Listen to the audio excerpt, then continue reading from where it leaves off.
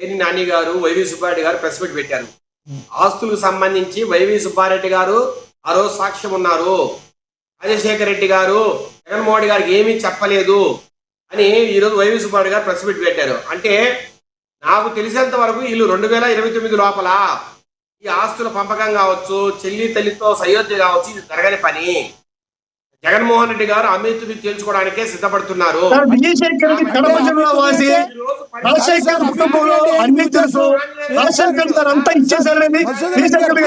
మసూదన్ రెడ్డి గారు ఆగండి. ఏంటి సార్ ఆమీ తుమి అంటే ఏంటి? మీ ఉద్దేశం ఏంటి? ఆమీ తుమి అంటే ఏంటి సార్? ఆమీ తుమి అంటే చెల్లి తల్లి ఏమైనా మాట్లాడిని, నేను మారను, నేను ఇంతే, నేను ఇట్లాగే ఉంటాను, నచ్చితే నాకు ఓటేయండి అనే స్టేజ్కి ఈరోజు జగన్మోహన్ రెడ్డి గారు పోతున్నారు. కానీ ఇంతకుముందు మన కృష్ణాంజనేయులు గారు పెద్దలు ఒక మాట చెప్పారు. నువ్వు ఓడిపోవడానికి ప్రధానమైన కారణాల్లో వాళ్ళ ఇంట్లో వాళ్ళ చెల్లెలు తిడతాందయ్యా, మీరు కనీసం వాళ్ళ చెల్లెలన్నీ మాడుతా ఉంటే మనం ఎట్లా ఓట్లేద్దామని ప్రజలు అనుకున్న మాట వాస్తవం 2024లో.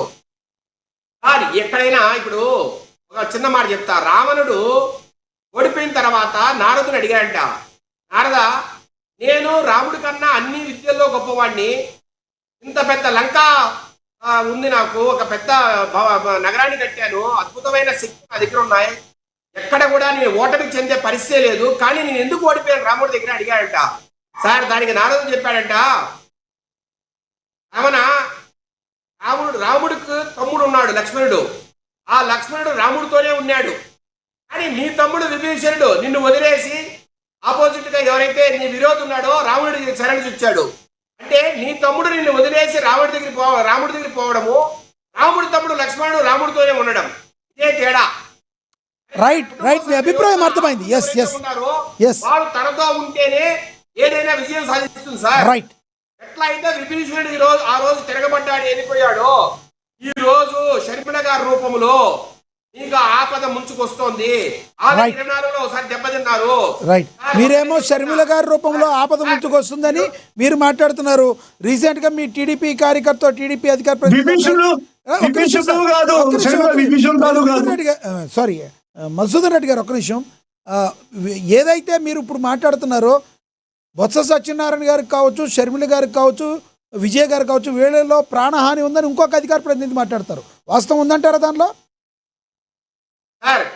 ఈ రోజు ఉన్నటువంటి పరిస్థితులు మీకు అర్థం కావట్లేదు సార్. లాండ్ ఆర్డర్ పూర్తిగా క్షీణించిపోయింది కదా. మన భారతదేశంలోనే ఆంధ్ర రాష్ట్రానికి లాండ్ ఆర్డర్ లో లాస్ట్ ప్లేస్ అది సెంట్రల్ గవర్నమెంట్ ఇచ్చింది. అదే విధంగానే మంత్రిత్వ శాఖలో చంద్రబాబు నాయుడు ఇచ్చినటువంటి ప్లేస్ కూడా వినబడుతుంది.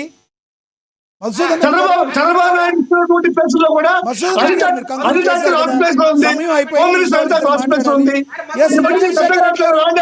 విజయశేఖర్ రెడ్డి గారు గట్టిగా మాట్లాడి, మీ వాయిస్ వినబడతలేదు, గట్టిగా మాట్లాడండి. సార్ నేను ఒకటే చెప్తున్నా, ఈ రోజు వత్సనారాయణ గారు ఎందుకు ఏడ్చాడు సార్? ఏది వల్ల ఏడ్చాడు సార్? ఆయన మీద ఏదైతే ప్రెషర్ ఉందో, జగన్మోహన్ గారు ఆయన ఎట్లయితే ఒత్తిడి గురి చేస్తున్నారో, దీన్ని రాజశేఖర రెడ్డి టైంలో ఆ రోజున్న ఆ మంచి అభిప్రాయం కావచ్చు, మంచి పరిస్థితులు కావచ్చు పోల్చుకున్నప్పుడు ఆయన నిజంగా ఏడుపు వస్తాను సార్. రాజశేఖర రెడ్డి గారు మమ్మల్ని ఎంత అభిమానించారు, ఎంత బాగా చూసుకున్నారు, ఎంత అద్భుతంగా మాకు సహకారం అందించారు. కానీ ఈ రోజు జగన్మోహన్ గారు ఎంత అన్యాయంగా ప్రవర్తిస్తున్నారు సార్. జగన్మోహన్ రెడ్డి గారు ఒక డిక్టేటర్,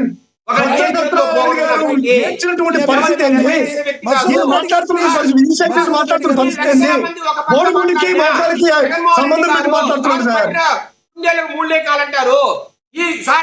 ఈ వితండవాదాన్ని తట్టుకోలేకనే మొన్న బొత్స సత్యనారాయణ గారు ఏడ్చారు సార్. జగన్మోహన్ గారితో బొత్స సత్యనారాయణ గారే కాదు, అచ్చెన్నాయుడు మాట్లాడిన మాటలకి మనస్తాపాన్ని గురి చేస్తే జగన్మోహన్ గారు ప్రజలించారు.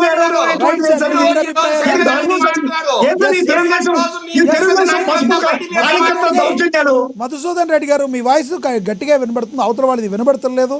విజయశేఖర్ రెడ్డి గారు మీరు చెప్పదలుచుకుంది అయిపోయిందా? ఎస్, నేను మళ్ళీ ఒక చిన్న మాట చెప్పండి. ఈ రోజు షర్మిల గారు మాట్లాడుతున్నట్టే ఇప్పుడు రేపటి రోజు ఈ వైసీపీలో ఉన్న పెద్ద పెద్ద నాయకులంతా మాట్లాడే అవకాశం ఉంది. ఎందుకంటే అమరావతి వైపు మీద ఆయన అభిప్రాయం కావచ్చు, ఈ రోజు మావిగన్ అనే ఒక చెత్త విధానం కావచ్చు, అచ్చెన్నాయుడు చెప్పారండి, ప్రజల్లో ఆయన పార్టీ లేదు, బొక్కలేదు అని చెప్పండి. కావచ్చు. అచ్చెన్నాయుడు అనండి. ఈ రోజు మేము ఆ విధంగా మాట్లాడాం, రూపంలో బయటకు మేము ఈ విధంగా మాట్లాడాం.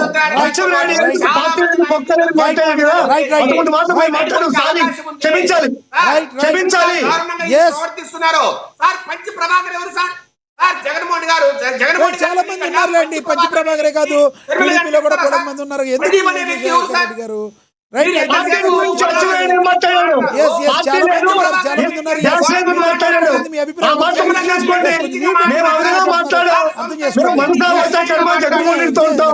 మా పార్టీలో ఉండే చిన్న కార్యకర్తల నుంచి మంత్రుల వరకు జగన్మోహన్ రెడ్డి ప్రాధాన్యత ఉంటాం మేము. ఎస్ లక్ష్మీకాంత్ గారు కంక్లూడ్ చేయండి. ఎస్ లక్ష్మీకాంత్ గారు అందుబాటులో లేరు. ఎస్ కృష్ణాంజలి గారు కంక్లూడ్ చేయండి సార్ ప్లీజ్. లక్ష్మీకాంత్ గారు నా వాయిస్ వినబడుతుందా? లక్ష్మీకాంత్ గారు స్ట్రక్ అయినట్టున్నారు ఆయన. ఎస్ సార్ కృష్ణాంజలి గారు మీరు కంక్లూడ్ చేయండి. ఒకటండి, ఎప్పుడైతే జగన్మోహన్ రెడ్డి 2024 ఎన్నికల్లో విజయమ్మ, షర్మిల, అదేవిధంగా సునీత వీళ్ళు చేసినటువంటి నష్టము ఇవన్నిటిని కూడా జగన్మోహన్ రెడ్డి గమనించాడు. ఇది ఏదో చిన్నదే, ఏమైనా పర్వాలేదు, వీళ్ళని మనం అధిగమించి ఎన్నికల్లో గెలవచ్చని 2024 ఎన్నికలు అనుకున్నాడు. కానీ చివరి దెబ్బ కొట్టింది వీళ్ళే. ఇప్పుడు పొలిటికల్గా చచ్చిపోతున్నటువంటి పాము మీద తల మీద చివరి దెబ్బేసింది ఈ ముగ్గురే. జగన్మోహన్ రెడ్డిని, వైఎస్ఆర్ కాంగ్రెస్ పార్టీని దెబ్బేసింది వీళ్ళే. అందుకని జగన్మోహన్ రెడ్డికి ఈ విషయం అర్థమైంది. మధుసూదన్ రెడ్డి గారు చెప్పినంత ధైర్యంగా ఏమి జగన్మోహన్ రెడ్డి లేడు. అందుకనే జగన్మోహన్ రెడ్డి 2 సార్లు కర్ణాటకకు సంబంధించినటువంటి కాంగ్రెస్ నాయకుల మధ్యవర్తిత్వంతో కర్ణాటకలో, బెంగళూరులో షర్మిల, విజయమ్మతో మధ్యవర్తులతో ఇప్పటికే 2 దఫాలుగా చర్చలు జరిపాడు. ఈ 2 దఫాల చర్చలకు సంబంధించినటువంటి విషయంలో వాళ్ళ వైపు నుంచి, షర్మిల వైపు నుంచి లేదు మాకు మొత్తం ఆస్తికి సంబంధించినటువంటి వాటాలు కావాల్సిందే, గతంలో జరిగిన MOUకి సంబంధించిన వ్యవహారం మాత్రమే కాదు, సరస్వతి పవర్స్ వాటికి సంబంధించిన వ్యవహారం కాదు, ఇప్పుడు విజయమ్మ వీళ్ళు అడుగుతున్నటువంటిది. రాజశేఖర్ రెడ్డి ఉన్న సమయంలో 4కి ఎంత